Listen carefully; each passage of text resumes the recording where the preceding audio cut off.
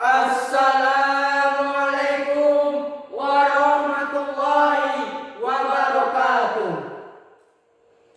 Perkenalkan, nama saya Fadli Gatot Santoso, dan di sebelah kanan saya Luke Fernanda. di sebelah kiri saya Emri Falareci. kami perwakilan dari SMA Negeri 1 Kota Baru Kabupaten Dharmasraya.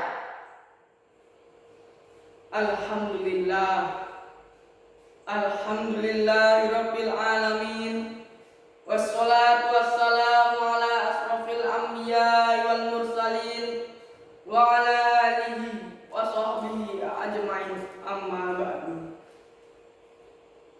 Pertama dan paling utama sekali, marilah kita panjatkan puja dan puji syukur kita atas kehadiran Allah Subhanahu wa taala yang telah memberikan kita rahmat dan karunia sehingga kita dapat berkumpul melaksanakan kegiatan musyabaqah sahrul Quran. Salawat beriringkan salam tidak lupa kita curahkan kepada Nabi besar kita, Nabi Muhammad sallallahu alaihi wasallam. Hadirin rahimakumullah. Allah Subhanahu wa taala menciptakan manusia sebagai makhluk yang paling sempurna di muka bumi ini untuk menjadi khalifah, menjadi pemimpin dan menjaga amanah Sang Khalik. Namun dari segala amanah tersebut ada satu ukuran derajat manusia, yaitu akhlak. Kata akhlak berasal dari bahasa Arab, yaitu akhlakun, yang merupakan bentuk jamak dari kata khulqun yang berarti perangai, tabiat dan adab. Sedangkan menurut istilah Islam ialah perangai yang ada dalam jati diri manusia yang mengakar dan dilakukan secara spontan dan terus-menerus, dan tak lain sumber datangnya akhlak ialah Islam. Rasulullah sallallahu alaihi wasallam bersabda, Akmalul mu'minina imanan ahsanuhum khuluqan. Orang mukmin yang paling sempurna imannya adalah orang yang paling baik akhlaknya. akhlak menjadi ukuran kemuliaan seseorang. Dia tidak akan pernah turun harga ataupun menyusut nilainya, tetap mahal dan tak lekang oleh zaman. Sebagaimana kita ketahui, ketika handphone yang dulu dimiliki oleh sedikit orang, nilainya itu sangatlah istimewa. Namun seiring berkembangnya zaman, handphone dimiliki hampir setiap orang. Maka di saat itulah nilai keistimewaannya tak lagi melekat padanya. Namun tidak demikian dengan akhlak mulia, yang akan tetap mahal dan abadi dengan kemuliaannya. Meskipun setiap orang memiliki, ia akan semakin mahal dan bahkan tak ternilai nilainya. Hadirin rahimakumullah, sering kita temui manusia yang hidup ganas, beringas, bahkan lebih ganas dari binatang buas. Hal ini terjadi karena kurangnya pendidikan akhlak. Untuk itu, pada kesempatan kali ini, izinkan kami menyampaikan sarahan dengan berjudul Kemuliaan suatu bangsa tergantung pada akhlaknya, dengan rujukan surat Al-A'raf ayat 96. A'udzu billahi minasyaitonir rajim.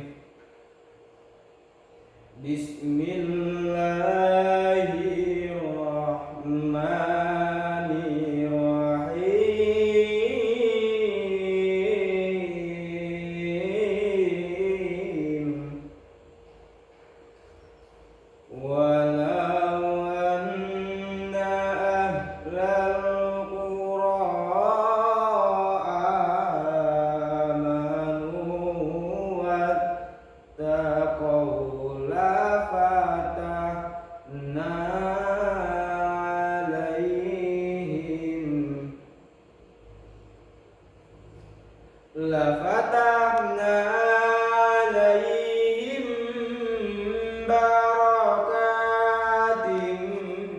minas samai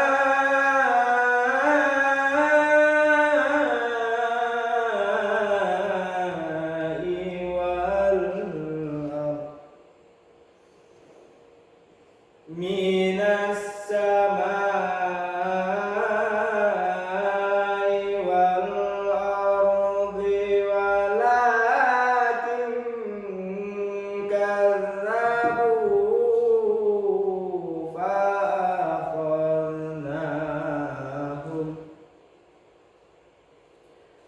fa'akhadnahum bima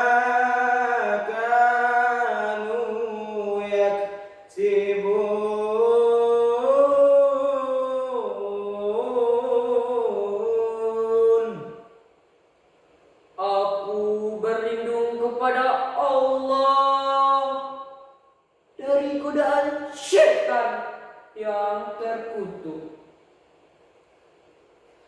Dengan menyebut nama Allah yang Maha Pengasih, Maha Penyayang. Jikalau sekiranya penduduk satu negeri beriman dan bertakwa, pastilah kami akan melimpahkan kepada mereka berkah dari langit dan bumi. Tetapi mereka mendustakan ayat-ayat kami, maka kami siksa mereka disebabkan perbuatannya. Sahabat yang dimuliakan Allah Subhanahu wa taala. Dari Dr. Abdullah Toba dalam kitabnya Ma'al An-Nabiyya bil Quran, beliau menjelaskan bahwa ayat tersebut ditunjukkan kepada kaum Sodom, yakni kaum Nabi Lut alaihissalam, berkenaan dengan 3 kemungkaran. Kemungkaran yang pertama yakni kemungkaran yang dilakukan oleh istri Nabi Lut alaihissalam. Kemungkaran yang kedua yaitu tradisi menyamun di tempat terang, dan kemungkaran yang ketiga kebiasaan homoseks yang merajalela.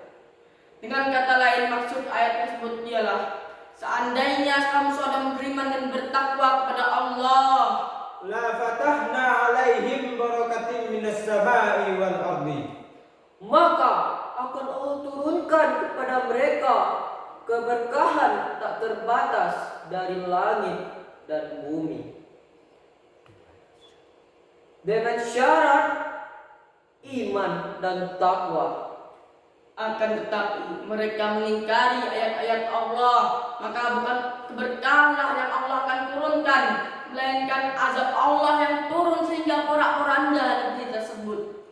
Hadirin yang dicintai Allah, kemungkaran-kemungkaran inilah yang menyebabkan kaum Sodom diluluh lantakkan oleh Allah, dan secara langsung maupun terselubung kemungkaran-kemungkaran ini tumbuh subur bak cendawan di musim hujan. Betul tidak saudara? betul. Yuk kita buktikan. Kemungkaran yang pertama yaitu kemungkaran yang dilakukan oleh istri Nabi Lut alaihissalam. Gambaran-gambaran istri yang durhaka kepada sang suami, istri yang enggan mematuhi perintah sang kepala keluarga, istri yang memiliki boyfriend selain sang suami. Apakah hal ini kita temui di negeri kita saudara? Ya, bahkan merajalela. Kemungkaran yang kedua yaitu kebiasaan homoseks. Kebiasaan inilah yang menjadikan kaum Sodom durhaka kepada Rabb. Hubungan badan antar sesama jenis dianggap biasa-biasa saja. Tempat-tempat maksiat merajalela di mana-mana. Bahkan hubungan badan antar lawan jenis dianggap wajar-wajar saja.